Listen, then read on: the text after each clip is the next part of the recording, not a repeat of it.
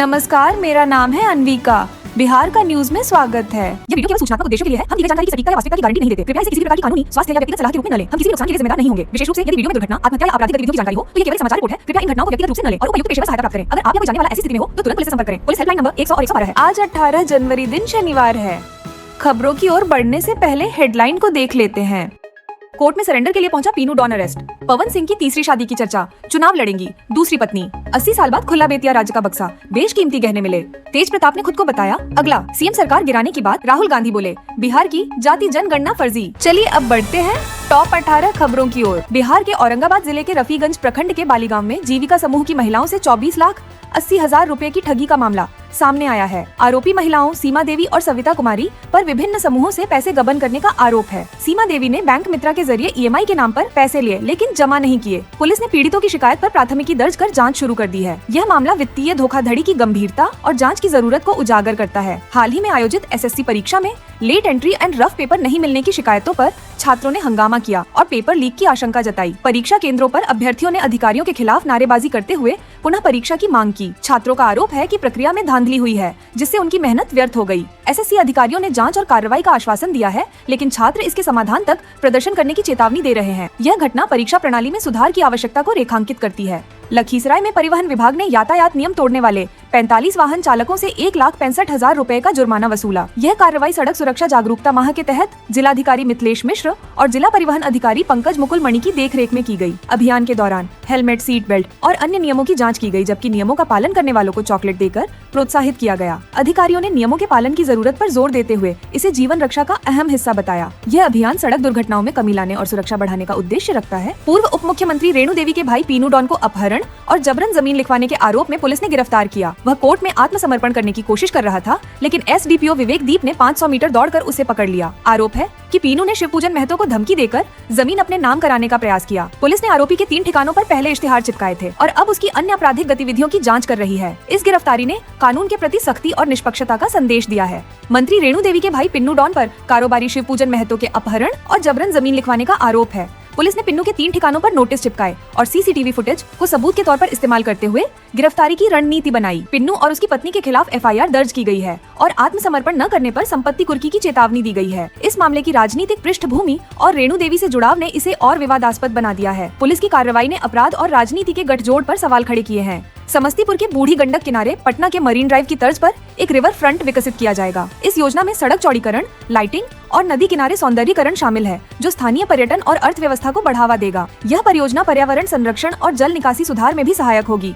River front के निर्माण से रोजगार के नए अवसर मिलेंगे और क्षेत्र की खूबसूरती में निखार आएगा। यह समस्तीपुर के विकास और स्थानीय निवासियों के लिए एक आधुनिक अवकाश स्थल का निर्माण करेगा। पूर्णिया में एक होटल के मालिक जीतू शर्मा और मैनेजर नीरज यादव के हथियारों के अवैध कारोबार का खुलासा हुआ जिसमें कई अपराधियों को पिस्टल और कारतूस बेचे जाते थे। पुलिस ने छापेमारी कर 11 जिंदा कारतूस बरामद किए और दोनों आरोपियों सहित 2 अन्य को गिरफ्तार किया। नीरज यादव पूर्व में भी आपराधिक गतिविधियों में शामिल रहा है। यह घटना अवैध गतिविधियों के नेटवर्क पर सख्त निगरानी की आवश्यकता को दर्शाती है। पुलिस की कार्रवाई ने क्षेत्र में कानून व्यवस्था को मजबूत करने की दिशा में एक अहम कदम उठाया है। गया के रोशनगंज थानाध्यक्ष अंगद पासवान को एक विधवा महिला सरोज देवी के साथ गाली गलौज और अपमानजनक व्यवहार के मामले में निलंबित कर दिया गया है। यह कार्रवाई तब हुई जब घटना का ऑडियो सोशल मीडिया पर वायरल हुआ जिसमें थानाध्यक्ष महिला को अपशब्द कह रहे थे। मामला एक भूमि विवाद से जुड़ा था जिसमें महिला ने पुलिस से मदद मांगी थी। एसएसपी आनंद कुमार ने मामले को गंभीरता से लेते हुए डीएसपी की जांच रिपोर्ट पर कार्रवाई की। यह घटना पुलिस की छवि पर सवाल उठाती है और महिला अधिकारों की सुरक्षा में प्रशासन की तत्परता का संकेत देती है। राहुल गांधी ने 18 जनवरी 2025 को पटना के राबड़ी आवास का दौरा किया जहां उन्होंने बीपीएसएससी अभ्यर्थियों से मुलाकात की। यह मुलाकात उन छात्रों के समर्थन में की गई जो बीपीएसएससी प्रारंभिक परीक्षा को रद्द करने की मांग कर रहे थे। छात्रों ने राहुल गांधी से अपनी समस्याएं साझा की और उनके समर्थन का आश्वासन प्राप्त किया। इसके बाद राहुल ने राजद प्रमुख लालू प्रसाद यादव और तेजस्वी यादव के साथ विधानसभा चुनाव की रणनीति पर चर्चा की। यह द्वारा बीपीएसएससी छात्र आंदोलन को और मजबूती देने के साथ साथ बिहार की राजनीतिक गतिविधियों में नई हलचल का कारण बना। आरजेडी ने हाल ही में हुई राष्ट्रीय कार्यकारिणी बैठक में तेजस्वी यादव को पार्टी की कमान सौंपने का निर्णय लिया है। अब उन्हें वही अधिकार दिए गए हैं जो पहले उनके पिता लालू यादव के पास थे। इस बदलाव से तेजस्वी यादव पार्टी में उम्मीदवारों को सिंबल देने से लेकर अन्य महत्वपूर्ण निर्णय लेने में सक्षम होंगे। लालू यादव ने इसे पार्टी के लिए सकारात्मक कदम बताया और चुनावी तैयारियों का जिक्र किया। तेजस्वी का नेतृत्व अब बिहार की राजनीति में एक नई दिशा और बदलाव का संकेत दे रहा है। राहुल गांधी ने पटना में आयोजित संविधान सुरक्षा सम्मेलन में बिहार की जाति जनगणना को फर्जी करार दिया और इसे राजनीतिक लाभ के लिए विकृत करने का आरोप लगाया। उन्होंने बिहार में पेपर लीक और बेरोजगारी की समस्याओं को उठाया। आरएसएस प्रमुख मोहन भागवत पर भी राहुल ने गंभीर आरोप लगाए, खासकर 15 अगस्त 1947 को आजादी का इनकार करने को लेकर उन्होंने जाति जनगणना की आवश्यकता पर जोर दिया और कहा कि सही आंकड़ों के आधार पर ही नीतियां बनाई जानी चाहिए। साथ ही उन्होंने बिहार में युवाओं के लिए रोजगार की कमी पर निराशा जताई। राहुल के बयान ने राजनीतिक हलचल मचाई और इन मुद्दों के आगामी चुनावों में महत्वपूर्ण होने की संभावना है। तेज प्रताप यादव ने हाल ही में सोशल मीडिया पर एक रील पोस्ट कर खुद को बिहार का अगला मुख्यमंत्री घोषित किया है, जिससे राजनीतिक हलकों में हलचल मच गई है।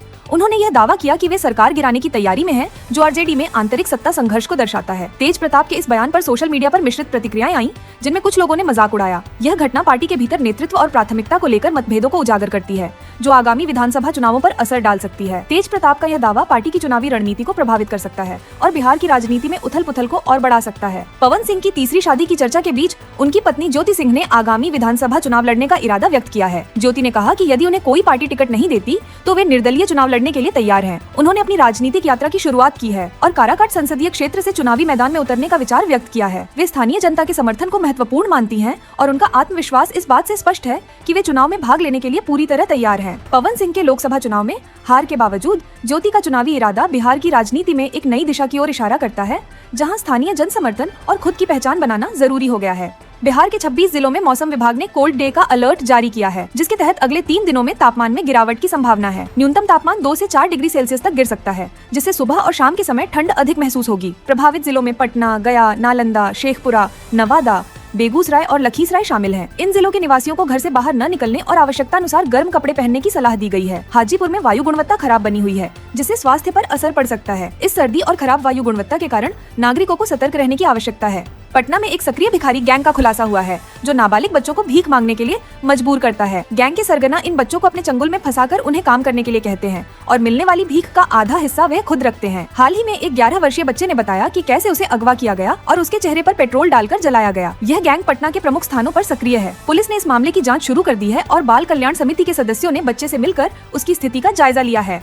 यह घटना न केवल बच्चों के जीवन को प्रभावित करती है, बल्कि समाज पर भी गहरा असर डालती है। प्रशासन और पुलिस को सख्त कार्रवाई करनी चाहिए ताकि बच्चों को सुरक्षा मिले। बेतिया राज का एक बक्सा 80 साल बाद खोला गया, जिसमें बेशकीमती गहने मिले, जिनमें सोने की मटरमाला विशेष रूप से महत्वपूर्ण है। यह बक्सा बेतिया राज की चल संपत्ति का हिस्सा है, जिसके बारे में पहले किसी को ज्यादा जानकारी नहीं थी। खोले गए बक्से के अलावा अन्य 5 बक्से भी स्टेट बैंक ऑफ इंडिया के स्ट्रॉन्ग रूम में रखे गए हैं और उनकी खोले जाने की योजना है। बेतिया राज की ऐतिहासिक पृष्ठभूमि में दिलचस्प घटनाएं हैं, जैसे इसके आखिरी राजा की मृत्यु के बाद राज्य का प्रबंधन कोर्ट ऑफ वर्ड्स के हवाले किया गया था। बेतिया राज का इतिहास एशिया की सबसे बड़ी चोरी से भी जुड़ा है, जिसमें बेतिया राज के खजाने से अनमोल वस्तुएं चुराई गई थीं। यह घटनाएं बेतिया राज की धरोहर और इतिहास को उजागर करती हैं, जिससे हमें उनकी कलाकृतियों और परंपराओं का एक नया दृष्टिकोण मिलता है। भारत में फर्जी लॉ डिग्री वाले वकीलों की जांच की प्रक्रिया शुरू कर दी गई है, जिसका उद्देश्य उन वकीलों को लक्षित करना है जिनकी डिग्री संदिग्ध है। यह कदम न्यायपालिका के पेशेवर मानकों को बनाए रखने के लिए उठाया गया है। जांच प्रक्रिया कानून मंत्रालय और बार काउंसिल के सहयोग से की जाएगी, जिसमें वकीलों की डिग्रियों का सत्यापन किया जाएगा। यदि कोई वकील फर्जी डिग्री के साथ पेशे में प्रवेश करता है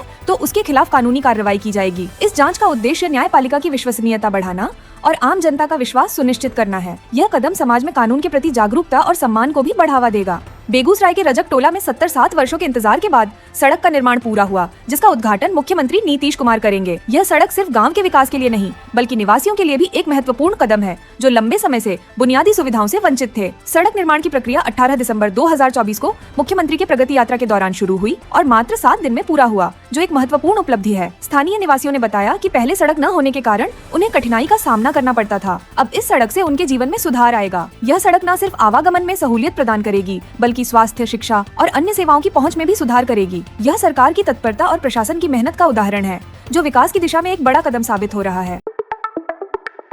खबरों का सिलसिला यहीं तक। बिहार की तमाम खबरों की जानकारी के लिए हमारे चैनल को सब्सक्राइब कर लें, जिससे हमारे न्यूज की नोटिफिकेशन आपको पता चल जाए। और आपको ये न्यूज वीडियो अच्छी लगी तो जरूर लाइक कीजिएगा, जिससे हमें आत्मविश्वास की कमी ना हो। धन्यवाद। जय हिंद, जय भारत, जय बिहार।